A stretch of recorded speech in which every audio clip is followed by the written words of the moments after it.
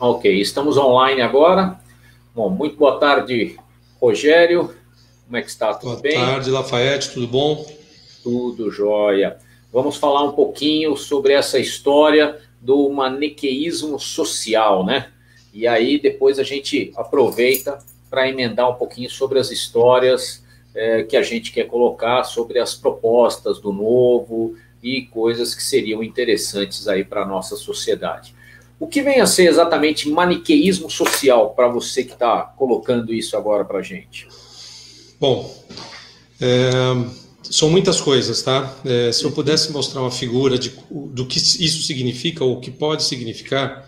Se der para mostrar aí na tela, pode mostrar. Não, eu acabei não conseguindo dar tempo de imprimir tudo que eu queria. Só tenho um gráfico aqui que eu vou tentar mostrar.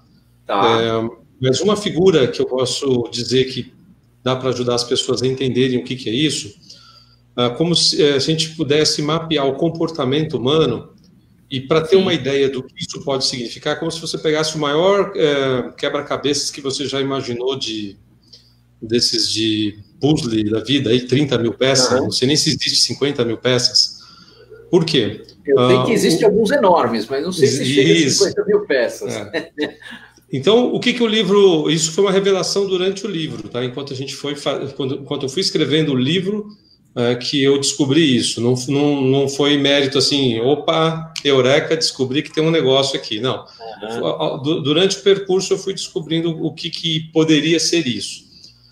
Então eu vou definir primeiro o que é o maniqueísmo e aí eu entro nessa parte desse quebra-cabeça para ilustrar. Então, basicamente, maniqueísmo é um termo usado na Idade Média que meio que definia as coisas do mundo material como ruins e as coisas do mundo espiritual como boas.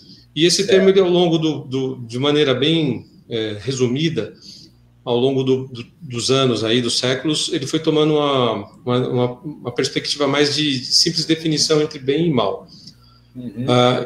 E aí, o que acontece? O nosso cérebro ele é dividido, basicamente, em dois pontos, que é o consciente e o subconsciente. Eu vou falar tudo de maneira muito genérica e superficial, porque senão a gente ficaria... Em um único ponto, a gente ficaria aqui uma meia hora, uma hora em um único ponto, tá? Então, só para as pessoas que estiverem acompanhando a gente ou que depois tiver a oportunidade de assistir o vídeo, para entender por que o ser humano a gente vive um momento na política de polarização, né? E a gente precisa entender por que o ser humano é assim. E, basicamente, tudo na natureza, ou quase tudo, a gente pode dividir como pares de opostos. Então... O branco e o preto, o certo e o errado, o bem e o mal, sendo que nas cores tem gente que define que o preto é a soma de todas as cores, outras pessoas falam de ausência de luz. Então, isso vai se expandindo e a gente vai meio que... Isso vai interferindo no nosso comportamento, na nossa maneira de ver o mundo. E aí, eu vou tentar adiantar algumas das revelações que eu considero importantes, que, para mim, cada pessoa que... o livro não está editado, estou conversando com algumas pessoas para ver se ainda esse ano eu consigo editar esse livro. Mediante a pandemia, a gente não sabe o que vai ser. Mas o livro, basicamente, ele tem essa revelação que para alguns vai para um caminho, para outros pode ser que seja de outra maneira. As coisas mais importantes eu não vou conseguir agora revelar, assim, olha, isso para mim foi assim. Vou falar de um ou outro ponto mais importante. Então, assim, o que a gente percebe dos estudos que eu fiz, e agora falando daquela figura do puzzle que eu iniciei, cada cavada que eu fui dando, eu fui descobrindo que vinha mais minhoca, né? Então, assim, cada quadradinho daquele de 50 mil peças, 60 mil peças, revelava uma palavra. E aí eu ia no seu oposto para tentar explicar por que o nosso comportamento está assim. E um desses pontos... Eu identifiquei que a gente tem uma certa dificuldade de nos ver no comportamento que a gente muito facilmente vê no outro. Então, o que eu percebi, onde começou a me chamar a atenção desse aspecto, foi quando eu vi pessoas com discursos de ódio dizendo que precisava acabar com o discurso de ódio. Quando eu via pessoas dizendo assim, nós precisamos acabar com a polarização, mas você via nos discursos da pessoa que ela era extremamente polarizada. Então, assim, fica o primeiro passo, a identificação da nossa dificuldade. Tudo que eu falar aqui, eu me encaixo, tá? eu não tenho absolutamente nada que eu estudei no livro que eu posso dizer assim, nossa, que eu estou acima disso aqui. Não, eu fui estudando, aprendendo com o livro. E mais como um observador. Humano, né? É do próprio ser humano, né?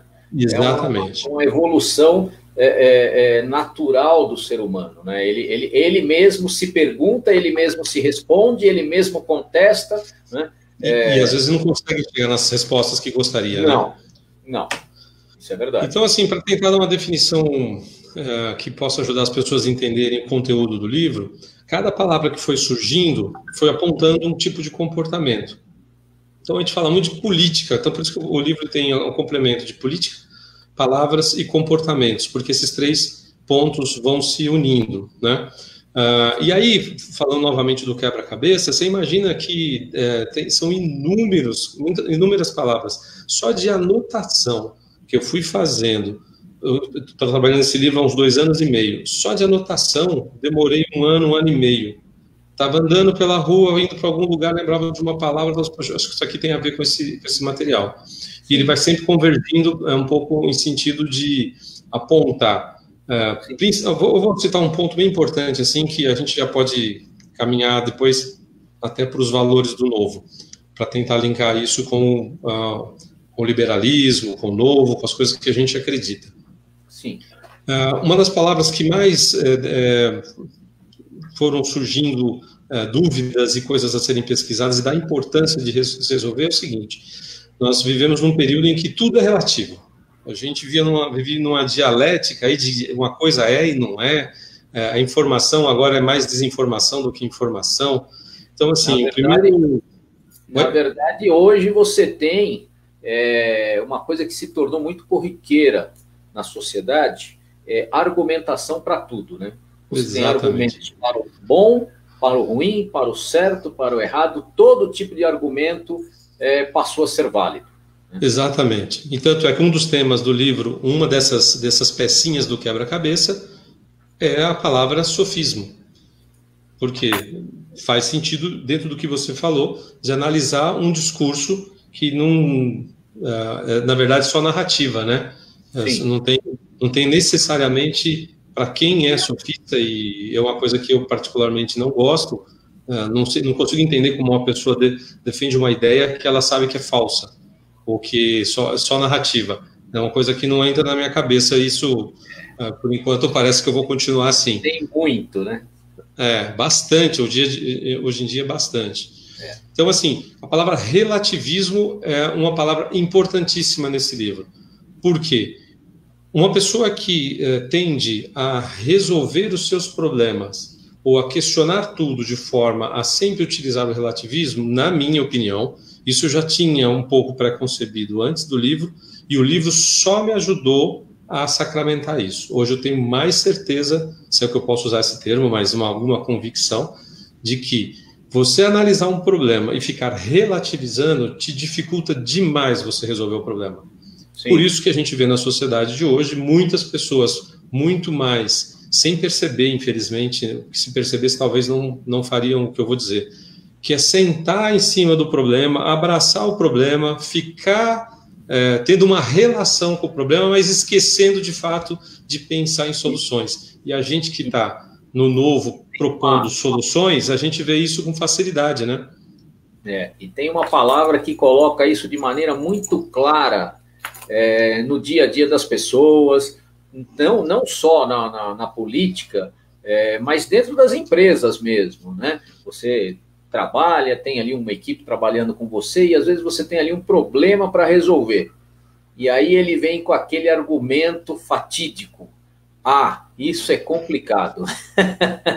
Quando chega nesta palavra, você percebe que, apesar de consciente do problema, apesar de saber que existe algo que precisa ser feito, a pessoa prefere o argumento do complicado para não ter que assumir uma posição ou defender ou contra-atacar aquilo que está sendo colocado. Né? E indifere se é intencional ou não, se é consciente ou não, né? Porque o resultado sempre vai ser o mesmo, né? Ou não vai ter resultado, na verdade, né? Então eu vou tentar mostrar no vídeo aqui, a gente vai falar um pouquinho dos valores do novo daqui a pouquinho, Mas aí, para concluir, dois aspectos importantíssimos no livro. Um eu já falei, que se você tem um raciocínio que sempre tende a ficar relativizando, na minha opinião, a tendência é de ficar fritando pneu. Você fica ali fazendo aquele zerinho que os caras fazem de moto e não consegue sair do lugar. No caso, sem intenção. Você quer resolver e não consegue. E aí, uma coisa que eu falei muito na campanha, quando eu fui candidato a deputado estadual pelo Novo, é o que eu chamo de cabeça do problema. Ou seja, muitas coisas na vida a gente fica fritando, fica sem ter condições de resolver, porque a gente não identifica o que realmente é importante. E aí, quando as pessoas me perguntam por que eu sou liberal, eu mostro esse gráfico e eu acho que, espero que dê para ler, aí você me avisa se está num ângulo bom. Aí, agora deu. Beleza. Então, tá me ouvindo bem? Sim, estou ouvindo bem. Então, eu vou continuar aqui bem rapidinho, só para identificar, né? Então, o primeiro ponto seria a cabeça do problema é a vida, né? Nós, como liberais, acreditamos na liberdade individual e na propriedade, né? Sim. E o resultado disso seria um bem maior, que é a manutenção da vida, da liberdade e condições de fazer o que você desejar. Tá, na cabeça você tem a vida, do seu lado direito você tem a liberdade, do esquerdo você tem a propriedade. Propriedade, e no final você tem ali embaixo o bem, né? Que é aquilo que você construiu. Isso. Tá. Então agora é o seguinte, o que acontece? Por que fica fácil, às vezes, de se resolver alguns problemas e para algumas pessoas não? Porque quando você não sabe o que realmente é importante num determinado problema, você acaba analisando tanto e relativizando tanto que você não identifica. Então, para mim, vida é o que há de mais importante. Não existe absolutamente nada que a gente possua antes da vida. Se você tem vida, você pode ter um carro, um relacionamento, um estudo, um trabalho. Então, a gente tem que ser muito defensor da vida, porque é dela que as coisas partem. Todo o restante vem depois da vida. Para mim, logo, baseado nisso, eu vou entrar em termos que para alguns é polêmico, para mim não tem polêmica nenhuma. Se algum dia eu tiver oportunidade de exercer algum cargo e tiver que votar, eu já sei que nessa questão eu sempre vou votar 100% a favor da vida. Eu não preciso pensar, porque se isso é o que eu considero que a gente, como ser humano, tem de mais importante, eu não preciso ficar pensando se o cara lá cometeu um crime hediondo, se ele não cometeu. Eu nunca vou votar a favor de pena de morte.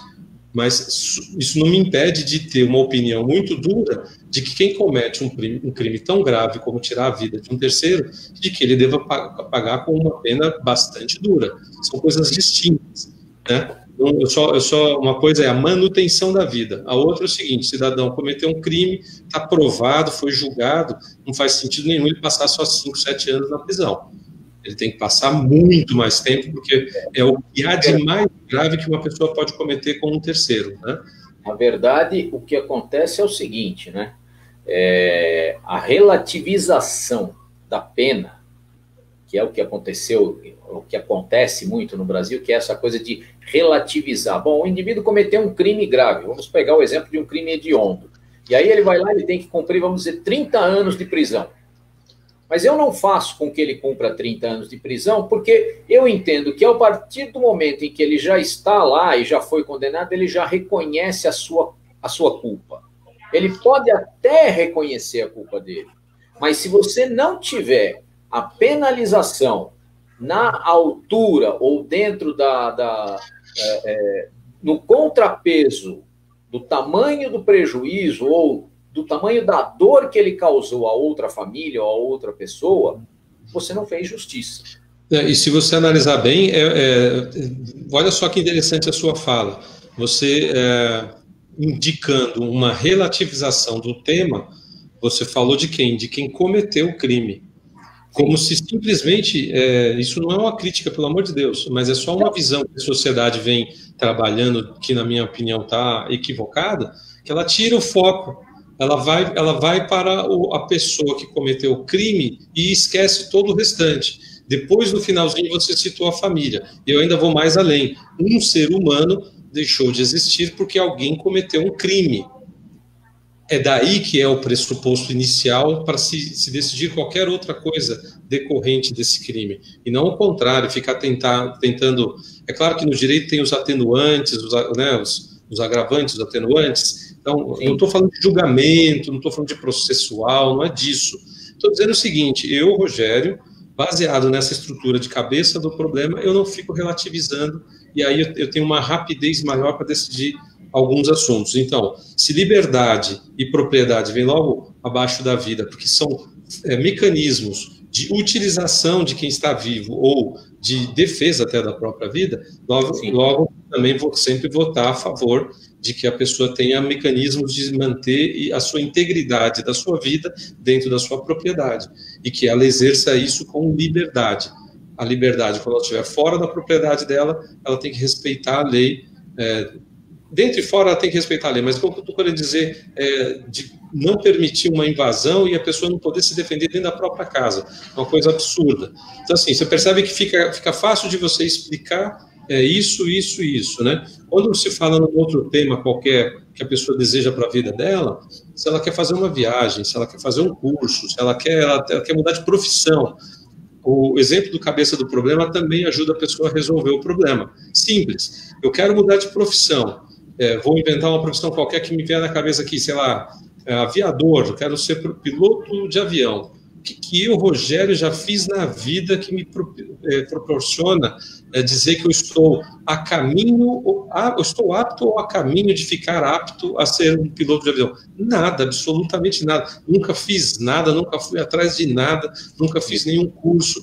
Então, quando a pessoa define um sonho ou uma viagem, alguma coisa, ela tem que saber qual que é esse objetivo e começar a destrinchar isso para saber o que ela tem que fazer para alcançar esse objetivo. Então, ele não é só... Eu dei um exemplo primeiro ligado ao nosso trabalho pelo novo, dos princípios que a gente acredita, mas falei também para a pessoa. Como é que você pode desejar algo e você não faz absolutamente nada por aquilo? Você tem que trabalhar, você tem que fazer algum sacrifício, economizar algum dinheiro, deixar de fazer alguma coisa que, de repente, você... não veja como prioridade para poder juntar dinheiro e, de repente, ter condições de fazer isso. Então, a ideia do cabeça do problema, ela está no livro também, para ajudar, talvez, aí, quem sabe, ajudar as pessoas a entenderem, a resolver problemas de maneira simples, não ficar relativizando. Escolhe qual que é o objetivo máximo, vai lá no ponto, é isso aqui, e resolve. E aí começa a trabalhar em cima, né?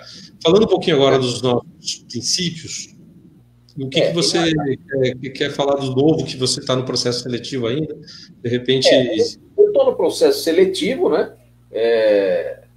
Estamos aí na fase final desse processo e estamos tentando verificar aí se a gente consegue ser aprovado. Então, o nosso melhor aí para tentar realmente alcançar o que a gente precisa. Quando você fala dessa coisa do maniqueísmo social, isso vem muito de encontro com a gente pensar, por exemplo, por que a política se tornou esse lugar tão dividido, né? E se tornou dividido justamente porque o que acontece? Em função dessa disputa de poder, disputa de votos, interesses privados, públicos, se criou no meio da coisa pública uma coisa muito nociva, porque ela deixou de ser, de alguns anos para cá, especialmente no Brasil, deixou de ser uma ferramenta de defesa da sociedade, apesar de usar esse argumento, e aí vai em contra aquilo que você vinha falando, né? Deixou de ser um instrumento que tivesse em defesa da sociedade para ser um instrumento em defesa de grandes corporações, de alguns partidos políticos, né? E de interesses do aumento de poder, né, de algumas figuras públicas. Esse eu acho que é o grande problema. Então, assim, quando você aborda essa abordagem sua, e nós colocamos isso no dia a dia da política, a gente percebe que existe muita criatividade em relação a isso. Uma coisa complementa a outra, vem mostrar exatamente essa divisão que a gente está vivendo, né? E o partido... Está no livro também, tá, Lafayette? Olha que legal. Sim. O que acontece? Basicamente, aí é sempre difícil explicar tudo isso, porque aí vou ficar retomando a parte do quebra-cabeça. Que aí é difícil de você... O ser humano é muito complexo para você definir com uma só palavra, com uma só definição. Então, a gente pega lá um tema específico e acha que vai definir o ser humano. Não vai. Por isso que eu até brinco com esse quebra-cabeça, porque o livro, ele provavelmente vai continuar sendo escrito por mais algum tempo, porque seria muita presunção eu acreditar que em 2 anos ou 3 anos eu consegui preencher essas pecinhas. Não consegui. Eu consegui um número que me surpreendeu de temas para abordar esse monte de pecinha que forma uma imagem que é o ser humano. Para você ter uma ideia, o livro chegou a ter umas 800 páginas, 700 páginas em A4, eu consegui dar uma boa enxugada, e ontem mesmo eu já lembrei de uma palavra, pesquisei, não estava no livro, já incluí. Então, assim, eu vou continuar nesse processo de lembrar dessas pecinhas que compõem esse quebra-cabeça para ir lançando. O que acontece com o que você mencionou? São vários aspectos. Um que eu identifiquei no livro, a questão da sobrevivência, a gente coloca a questão da sobrevivência acima de qualquer coisa, conscientemente ou não. Quando vai ver, apertou, você está colocando a sua questão da manutenção da sua vida em primeiro lugar, e às vezes de maneira até bruta, né? Quando você considerar isso, agora não é mais cabeça do problema, agora é uma análise de tentar juntar peças, né? De tentar montar uma figura.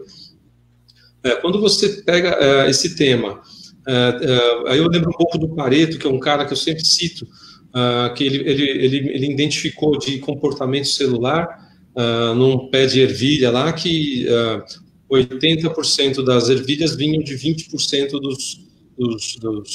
das vagenzinhas lá, né? Então, assim, isso tem se repetido, eu tenho encontrado essa observação do Pareto em várias coisas, e aí, então, o primeiro ponto de equilíbrio de comportamento humano que eu encontro não é 50-50, não é essa polarização de 50 para um lado, 50 para o outro. Existe uma parcela da população que ela transita de uma coisa para outra. E o livro indica que um lado é fantasia e o outro é realidade. E, obviamente, eu acredito que realidade seja o nosso ponto, porque a gente, por exemplo, defende as coisas que são originárias das relações humanas. A gente não sentou lá, escreveu uma teoria qualquer e achou que aquilo vai virar a revolução humana no planeta Terra. Não. Porque, né, se nós olharmos o contraponto dessa situação toda, hoje no Brasil, nós temos um partido que é o partido de direita, que é o Partido Novo, que prega livre mercado, menos impostos, menos Estado. E do outro lado, você tem uma legião de partidos que justamente pregam o contrário, né? E aí... Desculpa o barulho. E aí o grande problema é justamente esse, quer dizer, você tem uma sociedade que durante muitos anos foi induzida a acreditar numa utopia, porque o socialismo, na verdade, não funcionou em nenhum lugar do mundo. E nós estávamos aqui até recentemente caminhando por uma situação muito semelhante à da Venezuela, que é o mais recente exemplo de que o socialismo nunca funcionou e nunca vai funcionar. Você pode mudar a estrutura da sociedade, você pode mudar a cabeça das pessoas, mas você não consegue mudar uma coisa que é natural do ser humano: a vontade de sair à frente, a vontade de prosperar, de progredir, de ser melhor amanhã do que você é hoje, do que você foi ontem. E isso, dentro da filosofia socialista, dessa ideologia, dessa utopia, não cabe. E aí é muito difícil. Quer dizer, o único instrumento que você tem que permite a volta, né, do indivíduo para a sociedade, trabalhando em pró dos seus próprios interesses e contribuindo com essa sociedade para a melhoria dessa sociedade, é o livre mercado, é a economia expansionista, é você ter uma sociedade democrática, pluralista, onde você tem a disseminação do conhecimento, porque o conhecimento não está na cabeça de meia dúzia, o conhecimento é disperso na sociedade, né? E o socialismo, ele toma como base que o conhecimento está na cabeça dos líderes. E eu vou contar uma passagem para você muito interessante. Você sabe que aqui em São Paulo existem algumas feiras internacionais, né? Que acontecem aí no AMB e em outros lugares. E acho que o ano passado, foi o ano passado, eu não me lembro agora exatamente o mês, Mas eu estive numa dessas feiras e tinha lá uma série de empresários chineses com seus produtos, trazendo suas tecnologias, enfim. E aí eu comecei a conversar com uma dessas mocinhas que estavam ali vendendo o produto dela, não me lembro exatamente o que ela estava vendendo, mas assim, tinha muita coisa para a área da indústria, para a área de construção, tecnologia. E num dado momento começamos a falar ali de política e ela virou: "We have a leader." Nós temos um líder. E aí eu falei: vocês têm um líder? Nós temos um líder. E o nosso líder diz tudo que nós precisamos fazer. Essa menina devia ter 19, 20, 22 anos no máximo. Né? E aí você olha para essas pessoas e você fala: eles acreditam que o grande líder é o cara que tem todo o conhecimento para conduzir a sociedade. Não existe aquele entendimento de que o conhecimento está disperso. Então é muito triste, muitas vezes, você olhar para uma sociedade como essa, que é a sociedade chinesa, que vem crescendo há décadas, vem trazendo, né, melhorias no quesito da produção de bens e serviços e recursos e tudo mais, mas que as pessoas que estão lá dentro não são capazes de perceber que eles podem criar isso. Não precisa ter uma pessoa para dizer para eles o que eles precisam fazer. Né? E eu achei muito curioso, ela insistiu nessa frase, "We have a leader, we have a leader", e aí, num dado momento, ela perguntou para mim: "Don't you? Né, você não tem aqui?" E aí eu quase citei para ela: temos um ótimo líder. Temos o Lula. Aqui você tem o senso crítico, aqui você pode criticar. Lá, as pessoas já têm essa visão de que aquele é o ápice, é o sublime. E se houver algum erro, eles vão embarcar nesse erro sem muitas vezes nem mesmo se questionar. É curioso ver isso, né?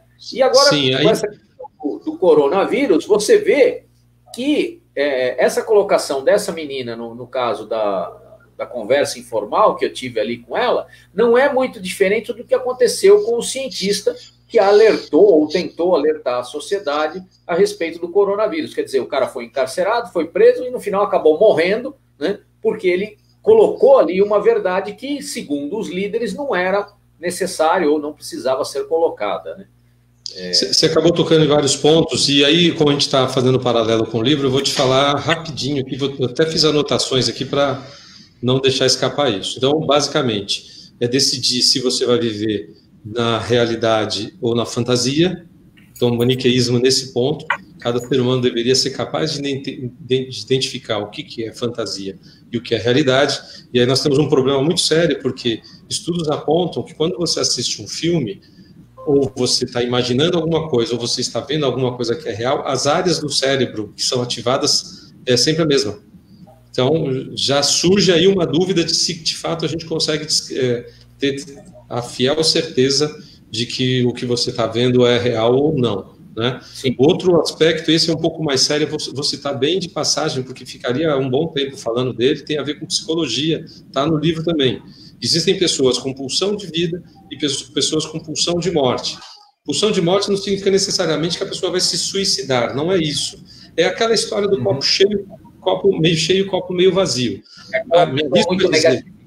Exato, a pessoa de pulsão de morte é uma pessoa mais passiva, tem uma chance maior de sempre ver o copo como meio vazio, enquanto que a pessoa de pulsão de vida tem uma chance maior de entender que aquilo é uma oportunidade, de repente, para ela preencher o que falta no copo. Então, o copo para ela estaria meio cheio. Isso já define bastante coisa, porque quando você olha a realidade, você analisa o mundo que nós vivemos e você quer construir algo, eu penso que o capitalismo e o liberalismo são as ferramentas ideais, porque vão te dar todo um sistema de possibilidades para você construir algo. Quando se fala em responsabilidade, que você citou também, a pessoa com pulsão de morte, em tese, tem menos chance de ser uma pessoa que assuma a condução da própria vida, que assuma as responsabilidades da própria vida. Então, também tem uma chance maior de optar por algo mais fantasioso do que a realidade. Isso são coisas que o livro foi me mostrando, eu não tinha isso em mãos. Fui pesquisando, pesquisei uma coisa, como eu te falei, cada machadada vinha um monte de de minhoca. Então, assim, você vai pensando, caramba, tem isso, você vai descobrindo outras coisas. E aí, quando a gente defende tanto dos nossos princípios, né, as liberdades individuais com responsabilidade, é que a gente sabe que ninguém tenha fiel uma certeza, talvez uma convicção, novamente, muito grande, de que ninguém é melhor para cuidar dos seus interesses, da sua vida, do que você mesmo. E para fazer isso, você tem que ser treinado, você tem que estar, você não pode ser fragilizado. É igual um leão que você cria ele numa jaula, como se fosse um gatinho. Tem uma história que eu ouvi uma vez, e eu não consegui mais encontrar para ver se é verídico ou não. Se você criar um leão sem dar carne para ele não ser carnívoro, a chance dele se tornar, esse instinto natural dele despertar é muito pequena, vai quase a zero. Ao passo que, se em algum momento ele experimentar e descobrir que ele é carnívoro naturalmente, mesmo depois de adulto, já com uma certa idade, ele pode se tornar perigoso mesmo, até para as pessoas que cuidam dele ali. Então, assim, eu acho que a gente tem sido criado como gatinho já há bastante tempo, tentando nos deixar sem coragem e entendimento de que nós somos responsáveis pelos nossos atos, né? E aí agora eu vou falar bem rapidinho aqui, se você quiser ir comentando, vou falar dos seis princípios que a gente tem aqui nas nossas apresentações. Eu falei de liberdades individuais com responsabilidade, o indivíduo como único gerador de riqueza, né, Lafayette? Isso é fundamental, né?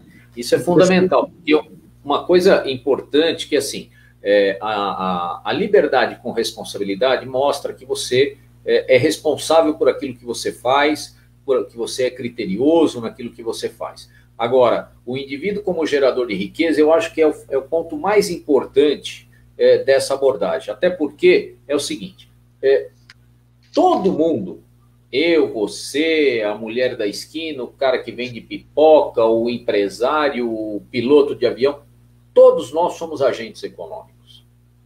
Todos nós. E todos nós criamos riqueza. Então, nós somos os geradores de riqueza. Se você pega 30% da riqueza que você gera e entrega para alguém, você perdeu esses 30%, porque essa riqueza foi para alguém que vai fazer uso dela de alguma maneira.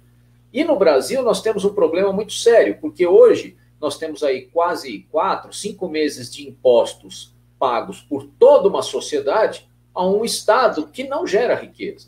Ele apenas consome, né? Ele não é um gerador de riqueza. Ele é um sócio, né? É um sócio. Ruim, né? Diga-se de passagem. Sócio bem ruim, que ele morde uma parte do que você poderia estar decidindo que você vai fazer com o seu dinheiro. Só atrapalha e ainda leva uma boa parte. Um ponto importante para ser falado desse aspecto agora, em plena pandemia, que as pessoas ficam falando assim, agora quero ver com relação à importância do Estado. Novamente, uma distorção do que é o Estado. O Estado, ele surge para atender às necessidades humanas e não o contrário. Não foi o Estado que surgiu primeiro e depois veio o homem, veio a civilização humana. Então, assim, é muito natural, na minha opinião, que o Estado deva sempre ter uma reserva em tempos de bonança para chegar num momento como esse de crise que ele participe ajudando, porque afinal de contas não deve ou não deveria ter intenção nenhuma o Estado, né, que a sociedade fique empobrecida e que ele arrecada menos. Deve arrecadar menos porque a gente quer diminuir imposto, mas não por causa da crise, né? Não adianta ir à falência, não é essa a intenção. Então, para aqueles defensores que hoje ficam falando tanto, eu quero ver os liberais agora, é o Estado que vai prover. Não, o Estado não vai prover. O Estado já retirou recursos da gente no passado, ele já está com isso e agora nada mais justo que no momento desse ele entre com aquilo que ele já tirou da gente lá atrás e ajude a sociedade a contornar essa crise que está destruindo vários empregos, infelizmente, até pela má condução de alguns prefeitos e governadores, né? Outro aspecto importante, todos são iguais perante a lei. Quer dizer, nada de lei que favoreça um grupo, né, não tem ser humano verde, azul, rosa... melhor do que o outro. São todos todo mundo igual, né? Cada um pode ter as suas opções pessoais, mas nós acreditamos que todos são iguais e nós vamos trabalhar para que todos tenham direitos iguais, nada de privilégio, nem para grupo, nem para absolutamente nada. Você quer falar alguma coisa ou posso ir para o próximo ponto? Não, pode continuar, mas eu só queria colocar aqui uma coisa importante, que é assim, essa semana que passou, o Lula veio ali, só completando o que você tinha falado, que agora todo mundo ia ver o quanto era importante ter um Estado grande, né? E aí, na verdade, é assim, essa colocação do Lula está errada, e está errado a interpretação de quem acha que essa é a colocação correta.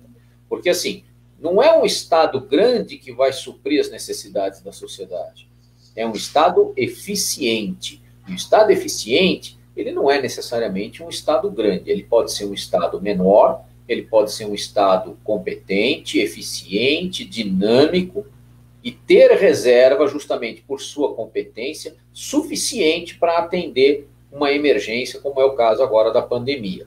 Um Estado grande, você tem um monte de gente nesse Estado, custando horrores, né, e que não contribuem para nada. Na verdade, o que nós precisamos não é de um Estado grande, o que nós precisamos é de um Estado delgado, porém eficiente. Né? Competente, né? Sim. Forte. Bom, nós defendemos o livre mercado, né, que é o direito que as pessoas têm de transacionar, lembrando sempre que a troca ela se origina nas relações humanas mediante ao que as pessoas produziam lá no passado, os escambos da vida, né, lá na Idade Média, quer dizer, um tinha mais batata, outro tinha mais laranja, o outro tinha mais arroz, cada um foi percebendo que não tinha como produzir tudo, e que o excedente ele poderia usar para pegar com o outro aquilo que ele não tinha. Então, o capitalismo ele é decorrência dessa relação. Então, a gente defende que as pessoas tenham o direito de empreender, de abrir suas empresas, de gerar emprego, de transacionar livremente. O Estado ele não precisa ficar atrapalhando tanto como, infelizmente, acontece no Estado brasileiro. Abrir empresa e manter uma empresa no Brasil é um desafio e tanto. Não, qualquer empresário no Brasil que tenha minimamente o conhecimento da legislação, ele percebe que é quase que humanamente você ser bem-sucedido com tanta lei.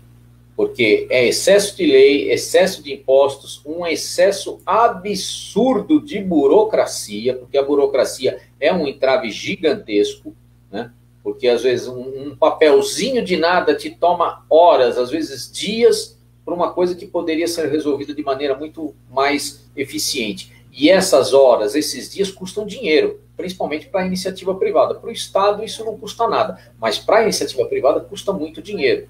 E, no final, quem banca esse Estado que diz que não custa nada é esse Estado do lado de cá, os empreendedores, os trabalhadores, que bancam esse custo que, para ele, Estado, não custa nada. Mas que para nós que temos que gerar recursos, né, lucro, ser competitivo hora após hora, ficar 2, 3 dias na dependência de uma licença, de um papel, ou enfim, de um carimbo, é extremamente oneroso.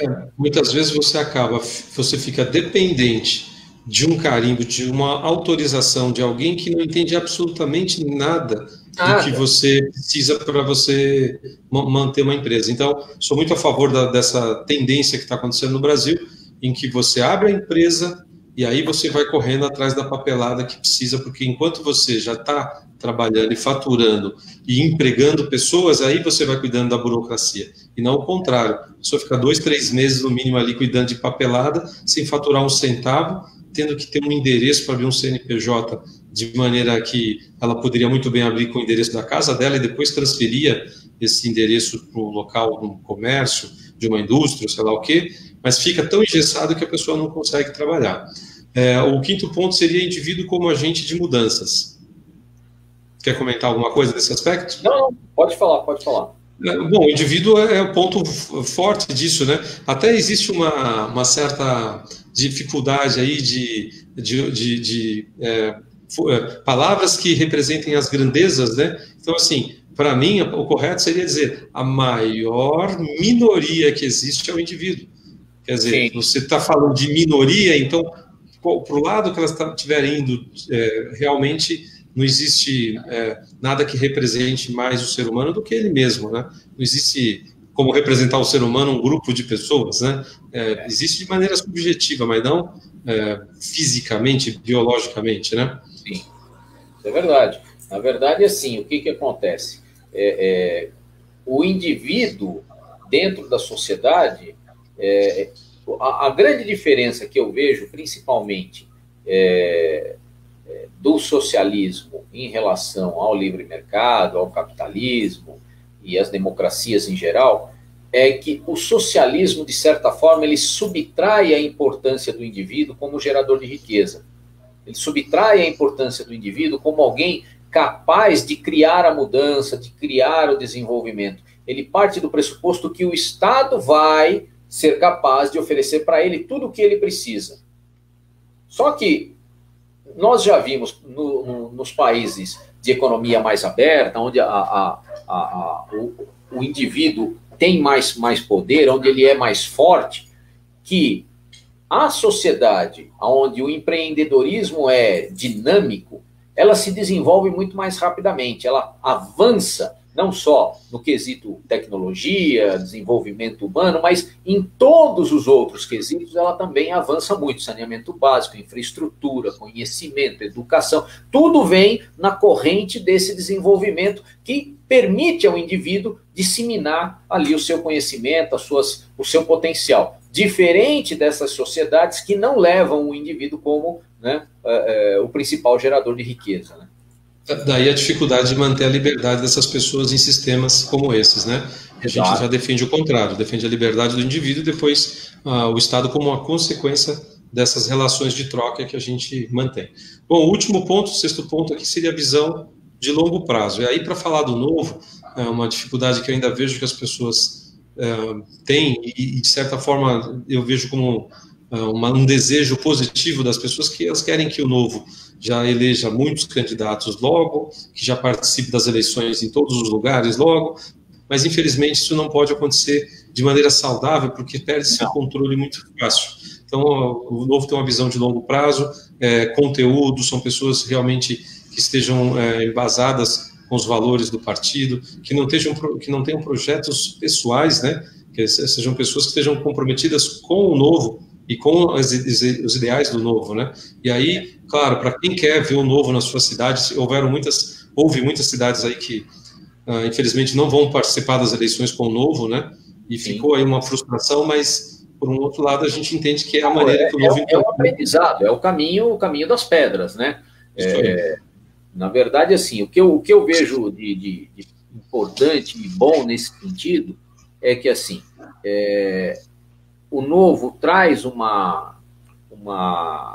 não só uma visão de longo prazo, mas traz também um novo entendimento do que deve ser a política, né?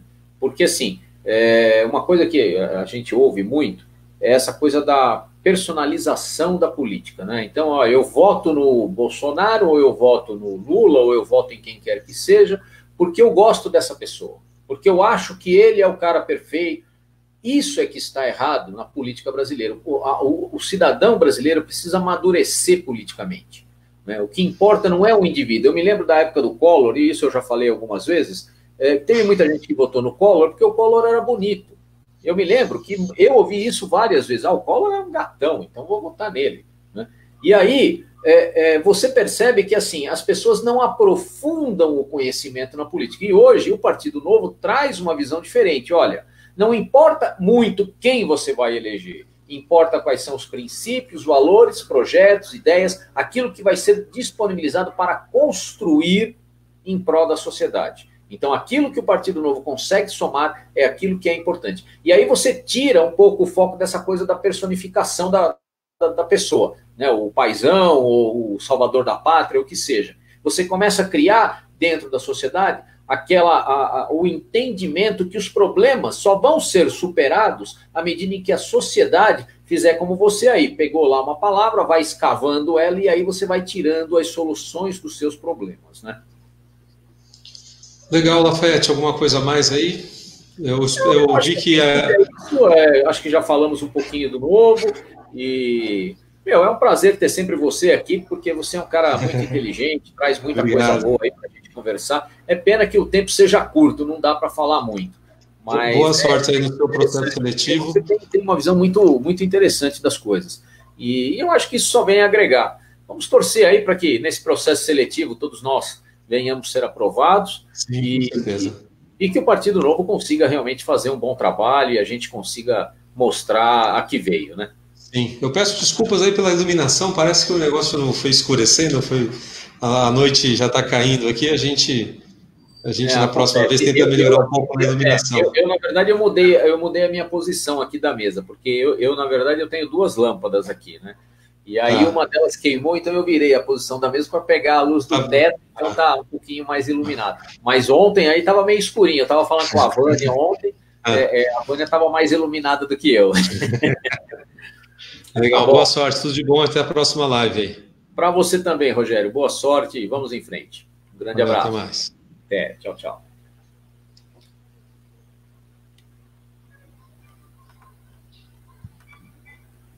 Bom, pessoal, essa foi mais uma live de hoje. Estamos encerrando aqui. E se você tiver aí alguma perguntinha, alguma observação, não esqueça, ponha lá nos comentários, eu respondo assim que possível e espero que tenha agradado a todos, ok? Muito obrigado, uma boa noite para vocês.